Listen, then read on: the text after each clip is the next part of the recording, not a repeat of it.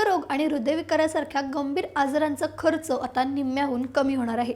कसं ते सांगते, पण त्या अगोदर थोडक्यातलं नक्की फॉलो करा। पुण्यात नुकतंच मुख्यमंत्री देवेंद्र फडणवीस यांच्या हस्ते एका अत्याधुनिक मेडिकल सेंटरचं उद्घाटन करण्यात आलंय। आपुलकी मेडिकल सेंटर असं या केंद्राचं नाव असून ते PPP म्हणजे सार्वजनिक खासगी भागीदारी तत्वावर सुरू करण्यात आलंय। सर्वात महत्त्वाची आणि आनंदाची गोष्ट म्हणजे इथे रुग्णांना थेट CGHS म्हणजेच केंद्र सरकारच्या आरोग्य योजनेच्या दरात जागतिक दर्जाच्या वैद्यकीय सेवा मिळणार आहेत। यामुळे कर्करोग आणि हृदयविकारासारख्या गंभीर आजारांवर होणारा लाखोंचा खर्च आता खूपच कमी होणार आहे।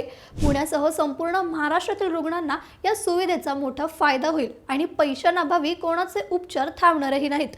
यामुळे जागतिक दर्जाची उपकरणं आणि तज्ञ डॉक्टर्स आता एकाच छताखाली उपलब्ध झाले आहेत। मग सर्वसामान्यांसाठी सुरू झालेला हा उपक्रम तुम्हाला कसा वाटला?